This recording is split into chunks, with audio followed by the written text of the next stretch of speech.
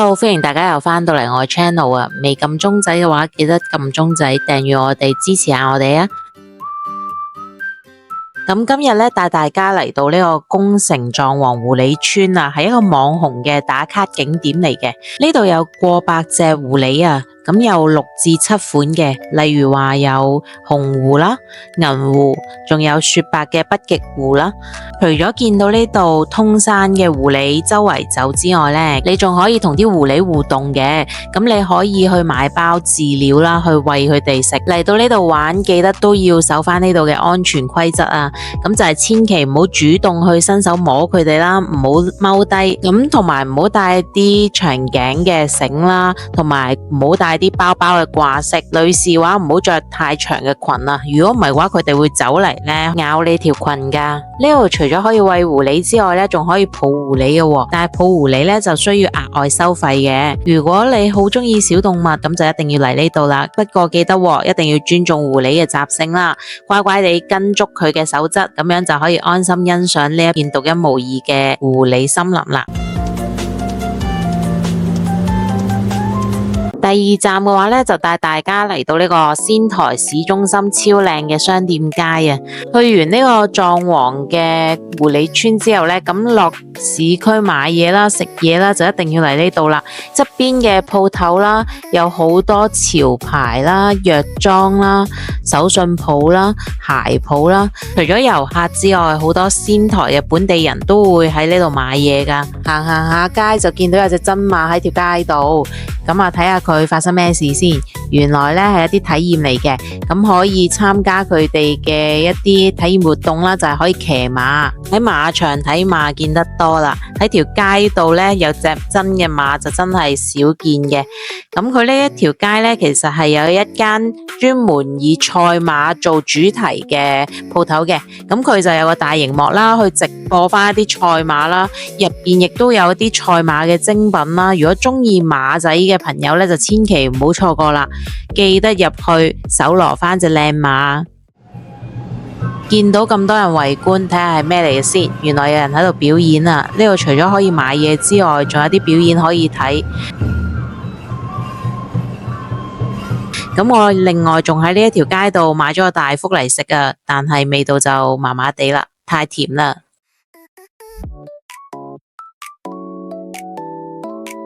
跟住帶大家嚟到仙台唯一嘅Outlet啦。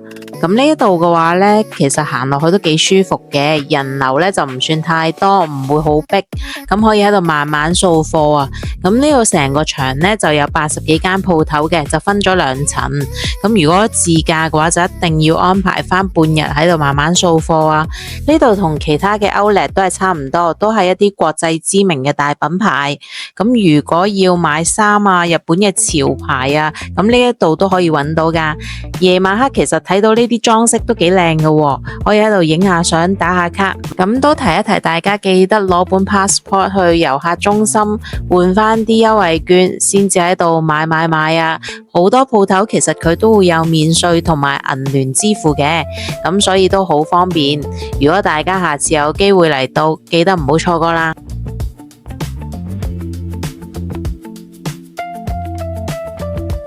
好，嚟個 room tour 先，咁嚟到最後一晚啦，咁喺仙台嘅，咁我哋隔籬呢間酒店咧，隔籬就係Outlet嚟噶啦，咁所以都好近，下邊有好多嘢食嘅，泊車都係免費嘅，仲有免費早餐店呢一間包埋。一入房咧，咁我哋睇到有個全身鏡啦，咁係啊，仲有啲鞋抽啦，咁呢邊咧，另外一邊咧就係廁所嚟嘅，係啊，廁所嘅話咧就正正常常傳統廁所啦，有塊鏡仔啦。跟住一啲嘅牙膏牙刷啊嘅用品啦，夜用品啦，係啦，有齊嘅。咁佢下邊其實都有啲牙刷啊、梳啊嗰啲可以攞嘅。咁仲有拖鞋都喺下邊攞嘅。咁呢度廁所馬桶啦，係啦，廁紙啊呢啲有齊噶啦，乾淨程度都可以嘅。行李架啦，咁電話。咁呢個梳妝台鏡啦，睇下你個燈先 ，OK 嘅。化妝嘅話夠光猛嘅，不過就黃燈咯。咁室內嘅話就白燈嚟嘅，係啦。都 OK 嘅。咁呢度就有個電視啦、雪櫃啦、紙巾啦、茶包啦，有齊垃圾桶啦，跟住水煲啦，跟住呢度咧就風筒啦，擺嘢嘅一啲洗衫袋咁樣啦，有張凳，咁呢度就床啦、被鋪四四正正啦，大床房今晚 OK 嘅，有個鬧鐘啦。咁有空氣清新機啦，出邊對住係城市景嚟嘅，咁就另外一間嘅酒店。好，咁呢度仲有衣櫃，衣櫃有套睡衣啊，係有兩套睡衣喺度，咁就一啲噴霧啦，同埋衣架啦，咁就有其他位置可以擺嘢啦。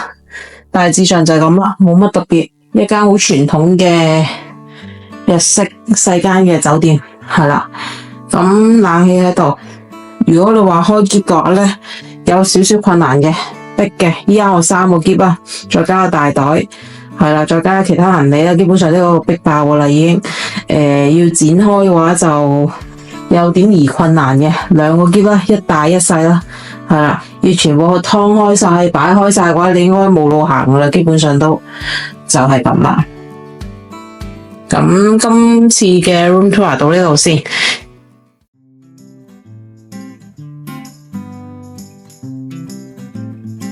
好，嚟到佢就今日自成一角，同可樂巴一齊，咁就首先嗌咗個刺身先，跟住我哋嗌咗個蜆點鍋，係啦，跟住之後同埋一啲天婦羅啊，仲有係啦，白果啊，係啊，今晚唔緊要啦，太夜啦，都冇乜嘢可以食白果噶啦，咁就轉頭唔夠先再嗌啦。頭先因為太頸渴啦。我杯提子汁已經飲完，專登下支水繼續去飲埋佢。呢度啲嘢實在太重，後面太鹹咧，搞到要飲勁多水。咁呢個幾好嘅，自成一個啦，自己一間房仔咁樣咯。係，你又唔使驚隔離左右會望到你啊。總之係一個自閉位咯，所以都幾建議可以推介嚟呢間嘢。咁佢有啲豆啦，係啦，之前菜俾你慢慢剝啦，等啲嘢食嚟啦。咁就單飲其實佢都有啲放題嘅，係啦。咁你可以睇翻個時間同埋你自己飲唔飲到咁多咧。咁佢全部用 QR code 點餐嘅，係啦，去嗌嘢食 order 嘢食嘅，咁都好方便，有圖片，唔使驚唔識字，係啦。大致上係咁啦，嘢食好唔好食，轉頭再同大家講。跟住嚟咗個天婦羅，都幾靚仔嘅，有蠔啊，有啲菇啊，係啦，佢講好似800幾yen，係啦，800零yen啦，保底。跟住銀杏啦嚟咗啦，係啦，都粒數幾多嘅，都 OK 嘅。咁我哋就仲爭個蜆煲，一陣間睇下嗰個涼奶就差唔多啦。咁我哋試咗先。個蜆鍋都嚟咗啦，迷你啲啦，係啦。我睇最緊要好唔好食？試下睇下好唔好食先。佢係奶油嘅，佢唔係咩？佢唔係清酒。唔係清酒主演。試下個天婦羅菇，天婦羅菇，天婦羅菇定係菇？天婦羅菇。好食啊！我意思。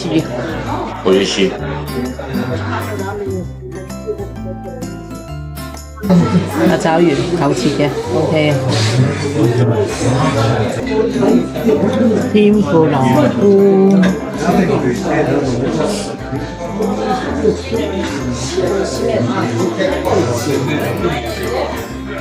咁要同阿可樂媽烹下杯先。烹下杯。祝下我哋今次16日嘅行程入邊，行咗差唔多挨住2000公里，終於完結啦。過埋聽日就完結啦。係啊。我哋期待下一次嘅行程。哇！揸到隻積咁嘅啫。辛苦但快樂嘅，因為我全程都喺架車度瞓覺嘅啫，純粹。跟住一係就食嘢，不停喺食嘢同埋瞓覺嘅路途中。呢啲熊都冇嚟揾我哋。係啊，冇同呢個紅啤啤玩遊戲。亦都喺條街度，我一路揸車嘅時候都留意緊側邊嘅嘢都係冇出現過，所以算慶幸。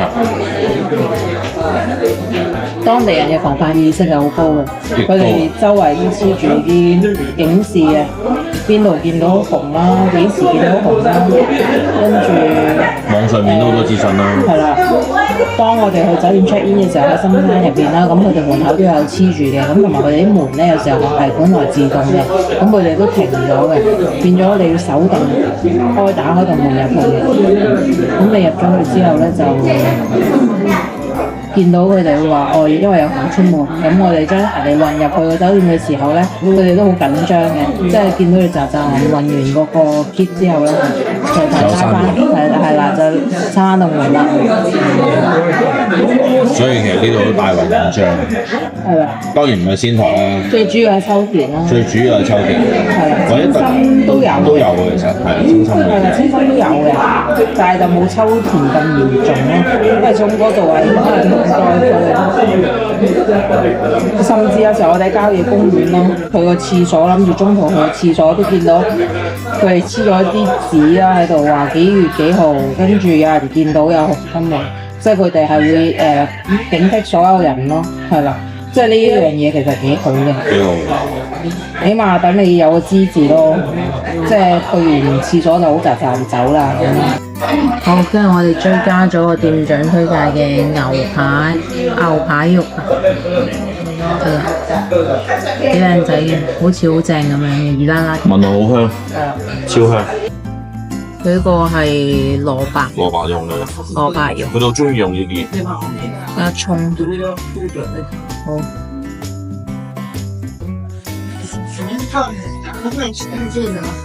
好 juicy 啊！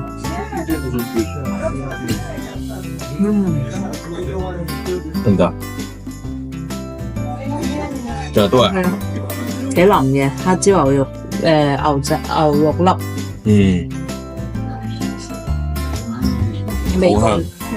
味道 OK 嘅，即係你唔好要求佢好多特別嘅口味咯，即係佢就真係好傳統、好普通嗰啲黑椒牛肉粒嘅味道，腍咯，唔韌嘅。冇話特別驚喜，亦都唔難食。好食。色香佢都有咯，係嗰味一般啦。一般咯，你問我都算啦。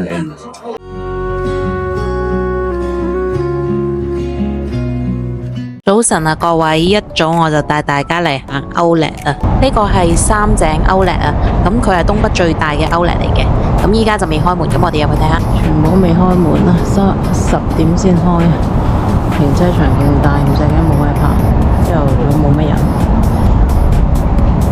靜英英。咁爭10零分鐘開門啦，咁就喺個場入邊行咗個圈，咁啊帶大家睇下呢度有啲咩賣先。咁呢度有好多國際嘅知名品牌啦，日本嘅一啲休閒品牌，同埋一啲露營嘅用品啦、廚具啦、運動波鞋啦，呢度全部都有嘅。咁如果喺其他地方未買齊嘢，可以喺度繼續買啊！仙台市區如果嚟呢個 Outlet 就大概30分鐘嘅車程，如果呢個 Outlet 去到機場嘅話呢，大概係20分鐘左右嘅。我哋等開門買完嘢之後呢，就直接去機場啦，完成咗我哋呢16日嘅行程。我哋由札幌遊到嚟呢個仙台啊，咁下一站我哋會去邊呢？記得留意我哋影片啦。